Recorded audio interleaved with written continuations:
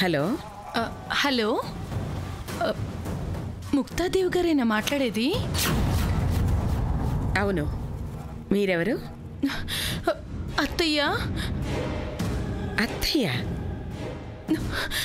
నేనత్తయ్య, గౌరీని. గౌరా? ఏ గౌరీ? నేను మీ కోడలత్తయ్య, శ్రీపతి గారి భార్యని.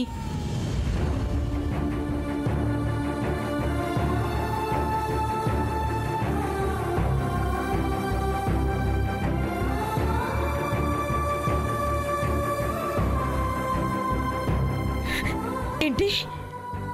నిజంగా నిజంగా మా గౌరవేనా?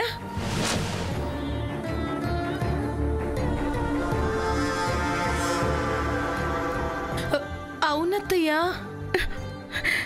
మీకోసం నేను ఎంత వెతికిస్తున్నానో తెలుసా గౌరీ? ఎన్నాళ్ళకి నీకు నాతో మాట్లాడాలనిపించింది. ఎక్కడున్నారు? ఏమైపోయారు? మా నాన్న చనిపోతే అస్థికలు కాశీలో కలపడానికని వచ్చామత్తయ్యా.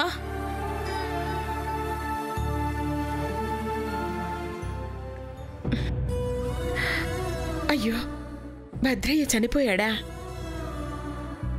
ఇన్నాళ్ళు మా నాన్నని ఎన్నిసార్లు అడిగినా మీ దగ్గరికి వెళ్ళొద్దని, బ్రతకనివ్వరని ఆపేశారు. అయ్యో, ఎంత అపార్థం చేసుకున్నారు. నా మనవరాలి కోసం ఇక్కడ మేమెంత తప్పించిపోతున్నావో నీకేం తెలుసు గౌరీ? అందుకే అత్తయ్య, కాశీ నుంచి రాగానే నేను మీ మనవరాల్ని తీసుకొని వస్తాను. మీ వారసురాల్ని మీకు అప్పచెప్తాను. నిజమా? ఏమండి, గౌరీ గౌరీ మాట్లాడుతోందండి. మన మనవరాలు రాబోతుందండి.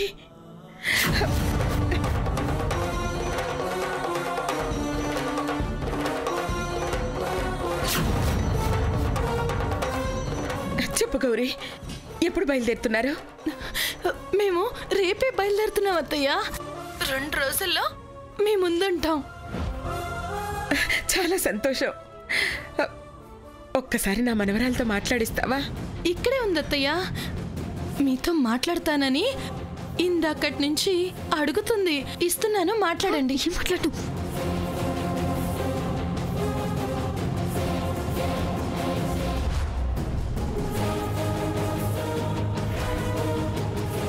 హలో నానమ్మ.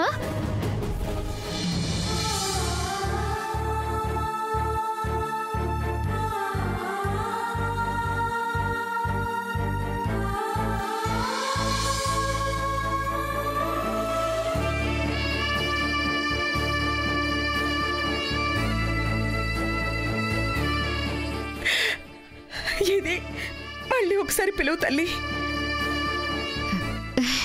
నానమ్మ,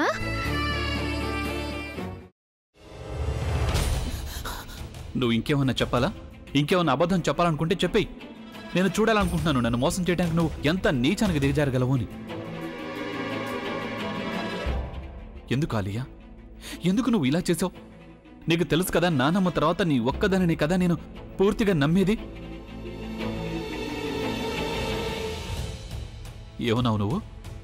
ఈ మధ్య అన్నిటినీ మర్చిపోతున్నావా? అది చాలు. వాటిలో ఉన్న శక్తి విషయాన్ని గ్రహించి మనకు వివరిస్తాయి.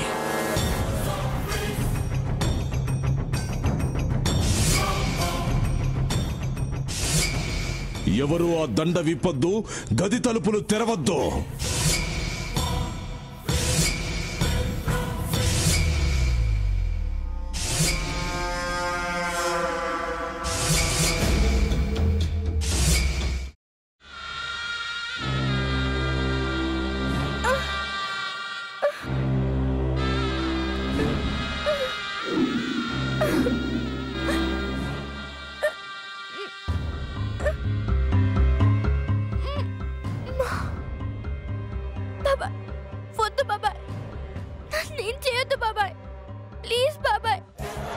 నిజం తెలిసినప్పుడే నా ఆలోచనలో నువ్వు చచ్చిపోయావు. అబ్బా ప్లీజ్ కొంచెం తినండి ప్లీజ్. భీమారావు గారు మీరా? ఇగో మీరా కాదు సక్కుబాయ్. అవును, మీ పనామే లేచిపోయిందని చెప్పి కంప్లైంట్ ఇచ్చినావు కదా. రేయ్, ఆయన కంప్లైంట్ ఇచ్చింది లేచిపోయిందని కాదు, కనిపించడం లేదు అని. అట్లానా? సరే మేడం. ఇడియట్. ఆ వంట మనిషి పేరేంటన్నారు? రత్తాలు మేడం. ఏం పెద్ద మంచి, నీ వంట మంచిని కూడా మేడం అని పిలుస్తావా? రేయ్ హాఫ్ బ్రెయిన్,